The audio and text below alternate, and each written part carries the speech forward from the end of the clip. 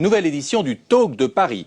L'explosion d'Internet à travers le monde a provoqué une formidable révolution. Les comportements, les modes de vie sont en train de changer.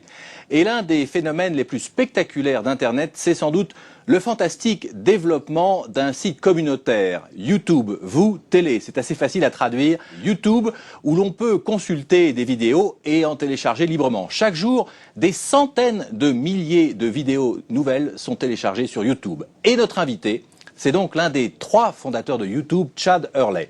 Chad, bonjour. Bonjour. YouTube, c'est un formidable tam-tam planétaire, c'est un miroir du monde, c'est quelque chose qu'on n'avait jamais vu avant. Comment vous expliquez ce succès et est-ce que vous êtes d'accord, est-ce que YouTube, c'est le nouvel œil de la planète? Vous savez, je pense qu'on ne s'attendait pas vraiment à un tel succès. Nous avons en fait démarré le site car nous voulions résoudre un problème qui nous tenait à cœur. Et il fallait donc travailler avec les vidéos.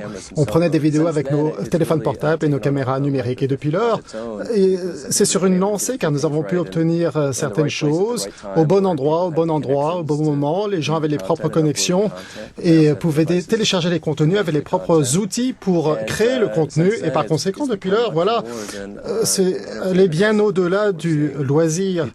Les gens utilisent nos services afin de pouvoir s'exprimer, de partager leurs propres expériences, leurs vacances. Il y a même des candidats politiques qui se connectent sur le site et sont face aux électeurs afin de s'engager dans... Bueno, y donde voy me dicen que hablen como Thalía y voy a hablar, por ejemplo, oye, Crónica, yo te quiero muchísimo, te quiero mucho, Anabela, ¿cómo estás? Está buenísimo. Ay, qué bueno,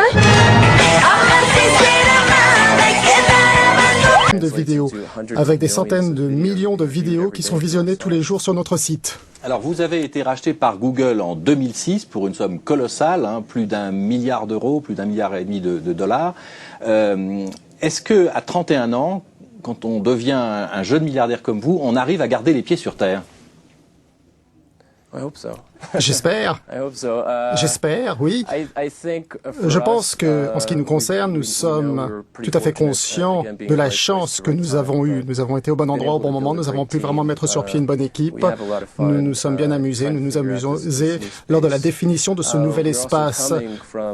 Nous venons également d'une autre société qui fonctionnait assez bien. C'était PayPal. En fait, avec toute une série de gens extraordinaires et nous avons pu donc faire certaines choses en ligne.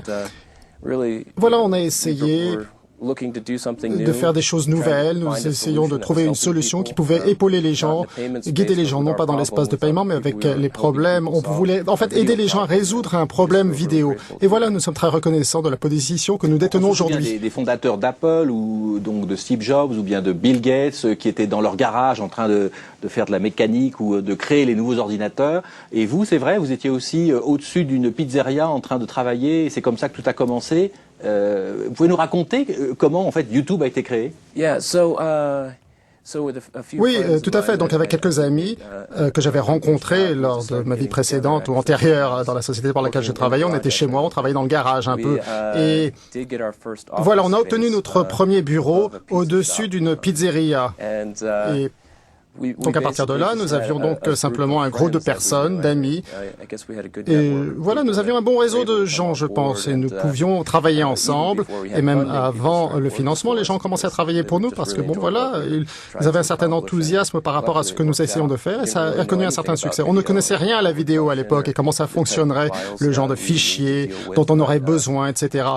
Ceci étant dit, certaines choses, en fait, les frustrations, c'est-à-dire obtenir des vidéos en ligne, comment en fait analyser l'expérience derrière tout cela. Vous utilisez un lien, vous recevez un lien, vous pouvez ne pas avoir le lecteur approprié pour visionner ce fichier. Nous avions des ordinateurs portables Macintosh, c'était assez frustrant, mais nous avons essayé de simplifier le processus, nous avons réencodé ces vidéos, nous les avons revisionnées avec Flash, comme ça tout le monde pouvait voir. Très rapidement d'où vous venez et quelle a été votre vie jusqu'à présent, même si vous n'avez que 31 ans. Regardons ensemble ce portrait qui a été réalisé par la rédaction de France 24. Chad Hurley n'a que 28 ans quand lui, Jawed Karim et Steve Chen créent le site YouTube fin 2005. Dès son enfance en Pennsylvanie, Hurley montre des qualités d'entrepreneur alliées à une âme d'artiste.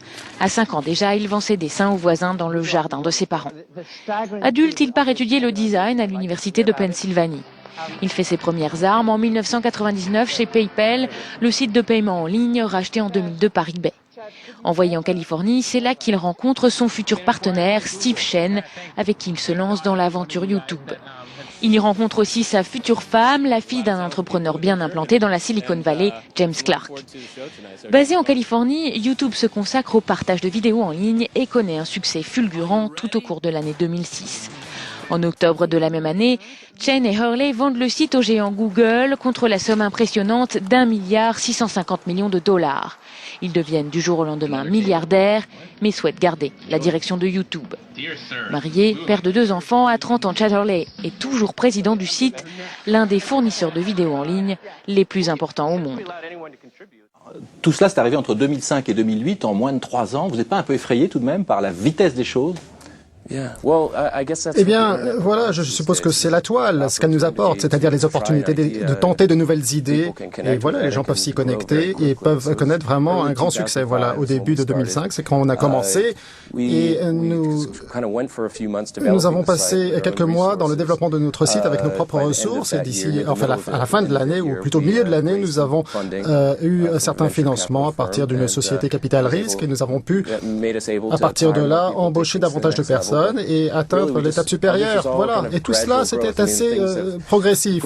Enfin, oui, ça a été très rapide, mais d'un autre côté, lorsque vous êtes dans l'œil de l'ouragan et toutes les choses qui se produisent, vous ne prenez pas conscience de tout cela. Vous ne prenez pas conscience des répercussions, du potentiel, de la réussite, etc. Et c'est, voilà, ensuite, lorsque vous retournez, c'est là où vous prenez conscience de tout cela. Mais bon, voilà, il faut vivre au jour le jour. Vous avez donc parlé de la façon dont vous avez réussi à trouver des partenaires, un groupe d'amis, comment vous avez réussi à fonder YouTube. Et vous dites c'est la magie d'Internet, c'est de pouvoir justement créer son entreprise. Je vous propose d'écouter une question qui nous est arrivée par webcaméra par l'un justement des entrepreneurs d'Internet en France, l'un des blogueurs aussi français les plus connus, Loïc Lemeur. Bonjour Chad, c'est incroyable, il faut que je passe par la télé française pour prendre rendez-vous avec toi. Je voudrais te montrer ma nouvelle entreprise Sismic pour faire un partenariat. Quand est-ce que je peux te voir? Ça, c'est ma question. Et la deuxième, plus sérieusement, j'étais un entrepreneur, je suis un entrepreneur aussi, j'ai cédé plusieurs entreprises. En général, quand on a cédé, on passe à autre chose, à une autre entreprise. Donc, je voudrais savoir ce qui est prévu après pour toi. Quelle est ta prochaine entreprise?